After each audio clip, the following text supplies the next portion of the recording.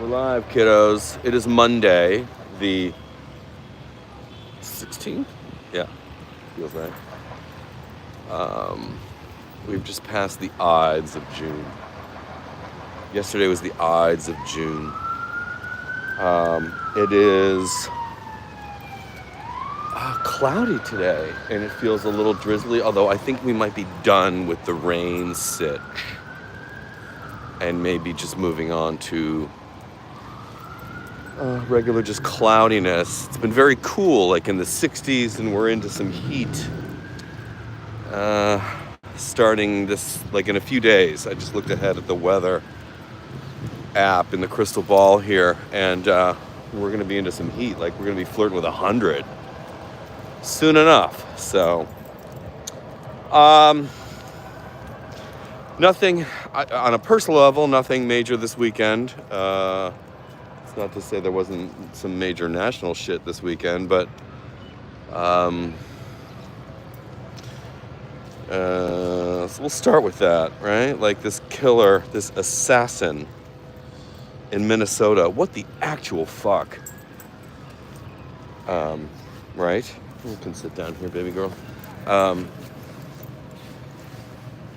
And of course, you know how exciting how we in this country, like we're trying to get, like, we have an administration that's trying to push out these scary, threatening brown people who are taking all our stuff, or whatever the fucking reason.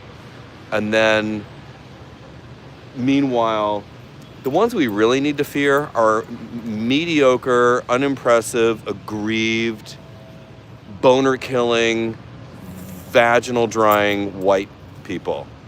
That's who I'm really afraid of. Like, I'm afraid of boring, unimpressive, aggrieved, middle-aged white guys. Or not just middle-aged, I guess any age. Like, I'm more afraid of boring, aggrieved, unimpressive white guys. That's who I'm afraid of, really. That's who we should be afraid of. Right? You know, call me crazy. From this psycho in Minnesota,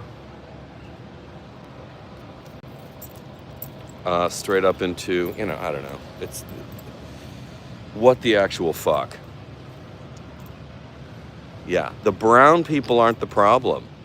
Just FYI on that, right? The brown people are not the problem. And I don't know.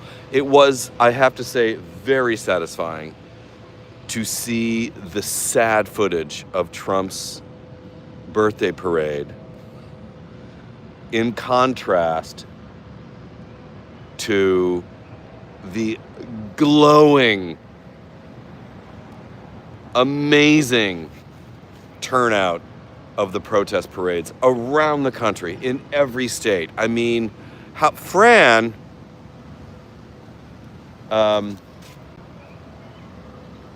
it was so good to see. I'm sorry, I'm just noticing a brick pattern. I was distracted. It was so good to see those numbers.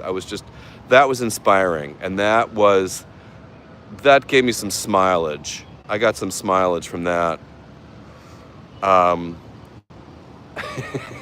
In addition to, I would just say, sort of split screen that with Trump's little sad parade. There's that one clip that will never not make me cackle like a witch.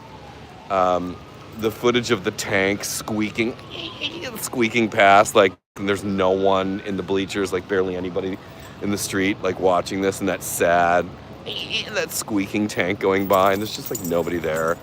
And the pictures and clips of Trump I've seen, who's just like looking old and tired and beaten down and sad and, you know, much mad because no one showed up to his birthday. His fucking Ivanka wasn't even there. Where were the kids, right?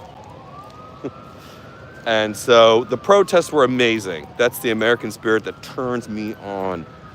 And that was fabulous. So, all right, so there was that. And then we've got, like, on the same day, this fucking shooter going after 2 lawmakers in Minnesota. One died. She and her husband succumbed to their bullet injuries. And then the man and his wife are okay, or will be okay. They're out of surgery. I don't know the latest. Or they will be okay-ish. Let's just say that at best. What the actual fuck? And we're going to learn more about this guy, this aggrieved, boring, unimpressive, milquetoast white man. Like, those are the ones you want to be scared of someone and suspicious of someone in this country?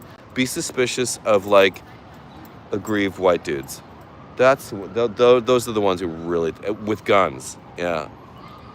It's the Second Amendmenters, the gun nuts, white gun nuts. There we go. Now we've got it.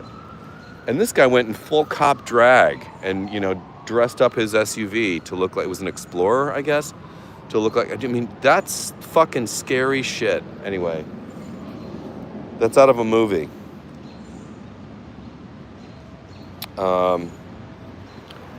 What else? I rearranged my bedroom this weekend. Hey, no eating grass, boo-boo. I rearranged my bedroom this weekend, and I've been very loath to sort of showcase. I'm very insecure about my apartment, even though when I come home to my apartment, I feel really good about it. It's important to me to have a space that I feel really good about. I function better. I feel better. A lot of kids with a little nature walk in the park today. I function better. I feel better. It's just nice to be home. It's our home. I spend a lot of time in it. I work from home primarily. Although I try to get out as much as possible. So, yeah, I rearranged the bedroom, and it's hard to explain, but it was kind of major for me. Lenore's a little twisted because anytime there's a change in the matrix, she gets real nervous, so she doesn't like change. And then last night, I'll cap it off, I had a great evening last night with my friend MJ. She and I went to go see Bill Burr at the Beacon Theater. Good God, is he hilarious and brilliant. He's really our generation's George Carlin. No, we're not eating the leaves. Bill Burr is so smart, so good. I love him so much. And he was at the Beacon Theater working out some new material because he's still, I think, at the tail end of his run on Broadway in Glengarry, Glen Ross. Kieran Culkin was there last night. I saw him. Chris Stein from Blondie. Although I didn't see Chris, I saw that he had posted later. I'm sure there were others as well. It was just, I love the Beacon Theater. I love seeing shows there. And his opening comic was Michael Che from SNL, Weekend Update. Michael Che, I've never seen him do stand-up, is hilarious. Hilarious. And it's really fascinating and thrilling for me to see these sort of master craftsmen of comedy come out and do what doesn't seem like a polished set. It seems like, what is this Blair Witch shit? Look at this. Yeah, not creepy or anything. All right, we'll just carry on. Michael Che, Bill Burr, I've seen other comics do this. If you're someone who goes to see stand-up, you know what I'm talking about. Where comics just seem to be working material out, like they've got like notes out. like literally, Bill Burr had his set, like just outlined bullet points on what looked like, an envelope, a white letter envelope, and then, or a note, like a piece of paper, folded, crumpled up in his pocket. Michael Che, it seemed like he just kind of whipped up the act like 5 minutes before he went on stage, and it was brilliant. Like, these are master craftsmen who are so good at what they do, and it's thrilling to watch and see in person. I love a Netflix comedy special. Netflix is the place, but nothing will ever replace in person. And Bill's show, good girl. Oh, is there more? Bill's show at the Beacon was sold out. I think the Beacon seats 1,500. 17, something like that. I gotta look that up. And he filled it.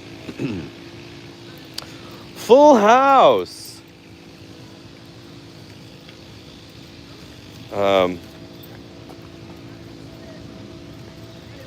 what skinny thing in the background? I don't know what you're talking about. I love the Beacon Theater. Beacon Theater might be my favorite venue in Manhattan. Uh, what else is happening? And outside of Manhattan, I love Brooklyn Academy of Music. There's the theater at BAM. Ooh, I love that space. Um, really good. Lucky are the people in Fort Greene who get to frequent that space. And then, so I went to Bill Burr last night, Michael Che opening. Just a glorious evening of comedic healing and catharsis, which is what we all need. And then, I think that's it. My rearranged bedroom to further accommodate my hotel lifestyle. This bullshit situation. And then, of course, my friend Judy Gold is over in Israel. All right, these people are about to crawl up my ass. Judy Gold is over in Israel. And I'm waiting for an update of when she's coming back. It looks like she's like holed up in a parking garage. Like, I really should have led with that one. I'm a little bothered by it. So I got to reach out to her and her assistant and find out what the status is. I know, like, I don't know if any flights are going out at this point. I've never understood, like, I know Israel's really beautiful, like a stunning piece of real estate, right?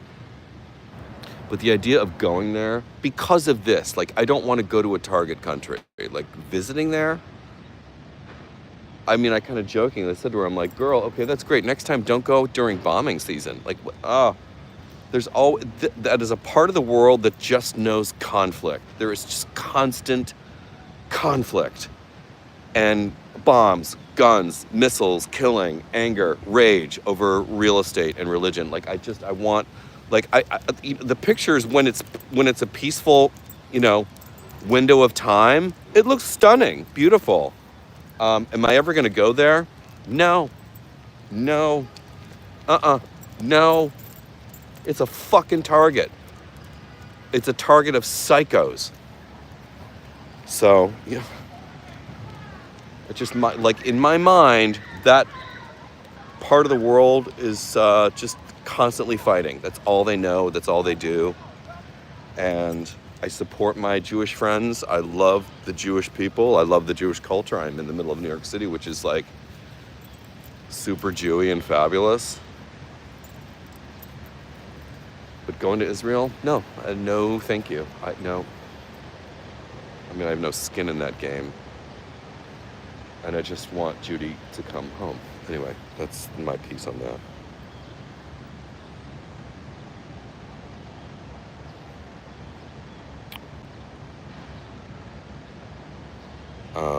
But just, Israel wants more. It's about, like, at the end of the day, when I step back, I mean, ever since I was a kid, and you kind of become aware of the news and what's going on in the world, it's constantly fighting. And you're like, for what? Oh, this is about real estate. No, isn't it? I don't know. I'm going to shut up. Anyway, I love you guys. Oh, Lenore, let's go here. And on a positive note, let me just leave you with this. We've had so much rain this year. It's kind of a little damp on the ground. Looks like they've done some aerating here. But it is so green. Look at this. Middle of June. Technically still spring until next week. Look at this. It's so green. We've had so much rain and wet and some sun. And nature does its thing. Look at that. So green. And my stock argument, when people tell me how expensive New York is, this is my backyard. I bet it's bigger than yours. This is what my taxes pay for. I don't have to mow the lawn. I don't have to rake the leaves. They do all that for me. That's what my taxes pay for. This is my city. This is city living. Look at that. City living. Expensive, yes, but glorious. And I love the people who live downtown who love to just sort of like shit on the Upper West Side. Like, ew, Upper West Side? Because believe me, people do. They're like, the downtown hipster snobs are like, ugh, Upper West Side, gross. Okay, enjoy your tourists. There's no green space. Love Soho. It's cute, but it's trampled with. It's a stampede of tourists and shopping, and there's not one fucking tree down there. None. Yeah. So no, I like it up here. Anyway, am I still on X? No, I am only on Blue Sky and Threads.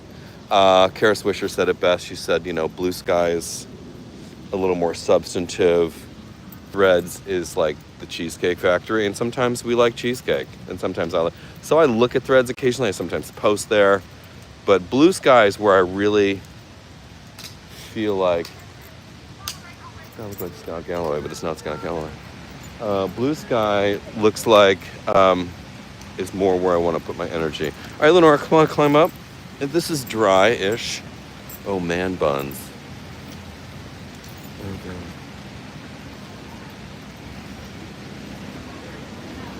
That's it. All right. Yeah, the greenery is kind of fabulous here. It's so super green and wonderful and delicious and yummy with the green. So I'm going to listen to, I got a lot of Galloway stuff to get through today. There's a new episode of Prop G Markets. Our friends Scott Galloway and Ed Elson co-host the show on Mondays and I think Fridays. But Ed, Prop G Markets is now daily. So if you're paying attention to the market, it's a great business podcast. And Ed Elson, 26 years old, so impressive, so smart, and running that shit. So Prop G Markets, and then there's another Prop G Pod show. And then there's a Kara Swisher on with Kara Swisher, and the Daily with the New York Times, and Up First, which I've gotten through. Up First, NPR. And since NPR and public radio and public television have been defunded, be sure to support. I am a proud sustaining member of our local NPR station here, WNYC, our local public radio. I think I pay $12 a month. Happy to do it. I may even up my pledge just because. And I'm in a time when I kind of can. And I like to give back what is freely given to me. Always give back what is freely given to you. It's these greedy, mediocre, unimpressive white fucks in this country who want to just take. It's not the chicken, kids. Is Lenore eating? Yes, she is. Anyway, I love you guys. And let's see. I want to put my energy away from my mother-in-law. I will only imagine. All right, good girl, stay. Got a gaggle of dogs coming toward it. They're so cute. I love it when they walk in a pack. Hi, guys. Good girl, stay. Look at the three of them. I, for 10 years, walked with two dogs. And I'm just down to one now. I'm going to stay like that for a while. Anyway, back to listening to podcasts. Thanks for checking in. I'll talk to you guys tomorrow. Sorry I was late today. I try to get up there every day at 11 a.m. I don't always hit the mark because extenuating circumstances, whatever. Anyway, I love you guys. Thanks for tuning in. Thanks for donating and contributing. Who just did? Somebody just did. Joseph Walker, thank you. God damn it, you guys are nice. This keeps the thing alive. It's encouraging, and it makes me want to make better, more content. Look at this. Look at this. Look at this face. Look at that face. Look at that muzzle. Look at that muzzle. I got a little smooch. All right. See ya.